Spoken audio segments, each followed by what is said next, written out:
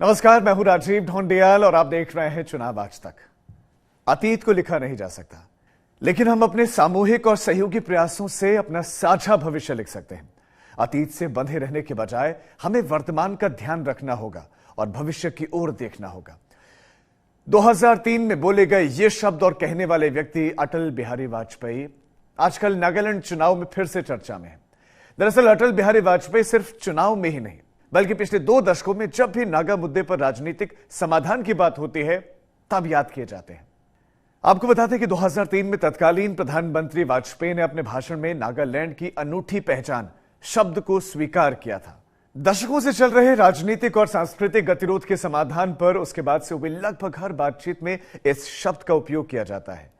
किरण रिजिजू समेत बीजेपी के नेता यह भी दावा करते हैं कि 2003 की तत्कालीन सरकार और अटल बिहारी वाजपेयी राष्ट्रीय स्तर के पहले ऐसे नेता थे जिन्होंने नागा संघर्ष के महत्व को समझा था। हालांकि कुछ फैक्ट्स उनके इस दावे को सही ठहराते हैं। दरअसल पीवी नरसिम्हा राव पहले ऐसे प्रधानमंत्री थे जिन्होंने 1995 में पेरिस में national socialist council of Nagaland के नेताओं के साथ मुलाकात की थी। बाद में नागा विद्रोही नेताओं से वार्ता तो जारी रही, लेकिन मुलाकातें देश के बाहर ही होती रहीं। इसमें तेजी तब आई जब 2003 की जनवरी में अटल बिहारी वाजपेयी ने दिल्ली में नागा विद्रोह गुट के नेताओं थुइंग लिंग मुइवा और इसाक चिसी से मुलाकात की। बता दें कि नागा विद्रोही गुट के नेताओं के 4 दशक में यह पहली दिल्ली यात्रा थी।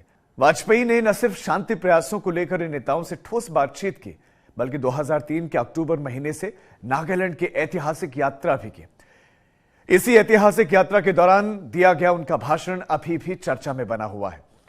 अटल बिहारी वाजपेयी ने कहा था कि यह सच है कि भारत के सभी राज्यों में नागालैंड एक अनूठा इतिहास है। हम इस ऐतिहासिक तथ्य के प्रति संवेदनशील हैं। उन्होंने कहा था कि विशिष्टता ने नागा लोगों में देशभक्ति की भावना को किसी भी तरह से कम नहीं किया है। हमारे पास रानी गाइदिन्नल्लू और जांदू नोक जैसे स्वतंत्रता सेनानियों के उदाहरण हैं। कौन भूल सकता है कि 1962, 1965, 1971 के युद्ध के समय में नागा भूमिगत संगठनों ने भारतीय सेना पर गोलियां नहीं चलाई। उन्होंने संयम दिखाया। मैं कारगिल युद्ध के दौरान नागालैंड के जवानों के बलिदान को भी स्वीकार करना चाहूंगा। 2018 में हुए विधानसभा चुनाव और इस बार भी बीजेपी के कार्यकर्ता अटल बिहारी वाजपेयी के इस भाषण का जिक्र अपने चुनावी प्रचार के दौरान करते रहे हैं। वैसे अटल बिहारी वाजपेयी की इस यात्रा के दौरान एक और वाकया हुआ था। दरअसल 17 अक्टूबर 2003 को तय प्रोग्राम के मुताबिक वाजपेयी को दीमापुर हवाई अड्डे से हेलीकॉप्टर से राजधानी कोहिमा तक यात्रा करनी थी, लेकिन मौसम खराब होने के चलते हेलीकॉप्टर उड़ान नहीं भर सका। ऐसे में तत्कालीन प्रधानमंत्री ने सड़क के जरिए करीब 80 किलोमीटर की यात्रा तय की। वाजपेयी ने कहा कि मुझे बताया गया था कि राज्य की सभी सड़कों में ये सबसे अच्छी है। अगर ये सबसे अच्छी है तो यह कल्पना करना मुश्किल है कि सबसे खराब कितना बुरा है। उन्होंने उस समय 4 लेन के राष्ट्रीय राजमार्ग की घोषणा कोहिमा से दीमापुर के लिए की थी। हालांकि इसका निर्माण बहुत बाद में शुरू हुआ। अपनी इस यात्रा के दौरान वाजपेयी ने नागालैंड के लिए खजाना खोल दिया था और ढेर सारी विकास योजनाओं की शुरुआत की थी। इसी दौरान प्रदेश में मोबाइल टेलीफोन सेवा की भी शुरुआत हुई थी।